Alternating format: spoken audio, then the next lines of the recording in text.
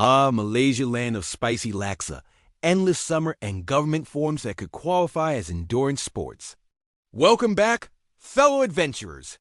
In today's episode, I take you from dreamy job offer to full-on paperwork gladiator, complete with medical exams, passport stamps, and proving I'm not secretly a criminal in every country I've ever lived. Spoiler, I also needed a local friend to swear I'm not a menace to society, and someone in HR to convince the government I'm irreplaceable. So get comfy, get caffeinated, and join me for part 2 of the Bureaucracy battle. Now with 60% more signatures and 100% more chili oil. Let's do this!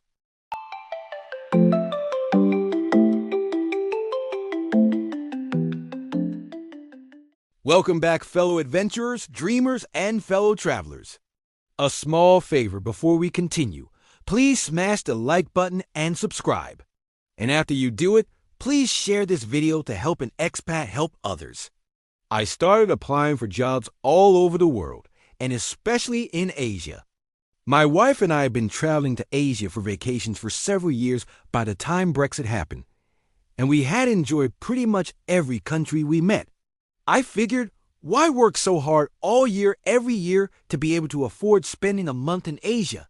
Perhaps it would be better to work hard in Asia to then go home for a month or so.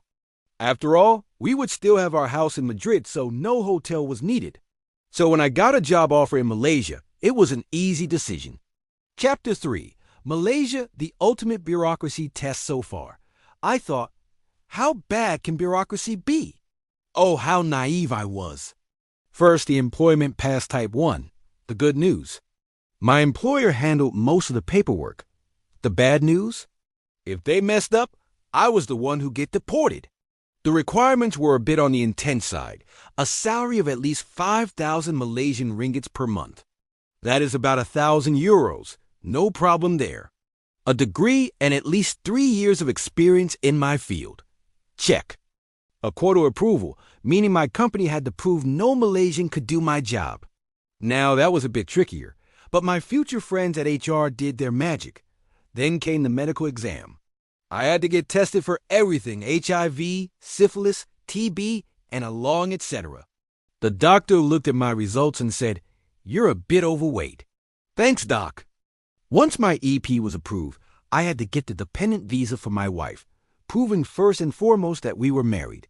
So off we went to Spain, suffered a bit more to get our marriage certificate properly validated, and went to the Malaysian embassy to get our passport stamped. You get a single entry visa, and once in Malaysia, well, you get to do it all over again. But make no mistake, it sounds like a lot, but in between spending a morning at the bank or some government office, life starts turning beautiful. You are officially no longer a tourist. The honeymoon phase kicks in full force. If you have not seen our culture shock episode, please find the link below. From then on, we lived, we loved, and we traveled around. We basked in a fabulous mixture of Malay, Indian, and Chinese. We discovered new food, new places, and little by little, also a new us. Let us know in the comments what you would like to know about Southeast Asia customs. We love to share. Back to the matter at hand. After 3 years, I qualified for the residence pass talent, which gave me at least 5 years of residency without being tied to an employer. But to get it, I needed a salary of at least 15,000 Malaysian ringgits per month, police clearance certificates from every country I've lived, a Malaysian friend who would swear in writing that I was a wonderful guy, a signed letter from me to the minister stating why I wanted to stay and what I would provide Malaysia. Now I am about to apply for the first extension. Wish me luck. And what about the future? Am I going to stay in Malaysia for the rest of my life? Likely not. Getting a retirement visa in Malaysia is straightforward if you have a substantial amount of money for a fixed deposit. You will not be able to touch for living expenses while you stay in the country. Hence, I will likely pack my bags and settle somewhere else where I don't have to commit my life savings for the sake of a visa. I have several candidates. Cambodia, Vietnam, Thailand, Laos, or do we go Pinoy?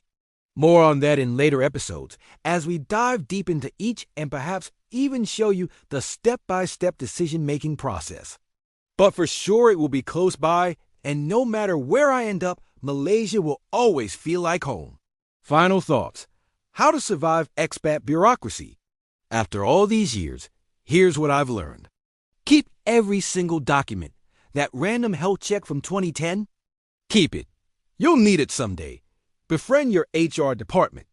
They hold the keys to your visa survival. Patience is more important than perfection. Clerks love rejecting people for tiny mistakes, so double-check everything. So, what's your worst bureaucracy horror story? Drop it in the comments below. And if you liked this video, don't forget to subscribe. Next up, well, who knows what we will be sharing? So keep your eyes and ears open. From my homie Malaysia, this adaptable expat is signing off. Keep the dream alive and see you soon.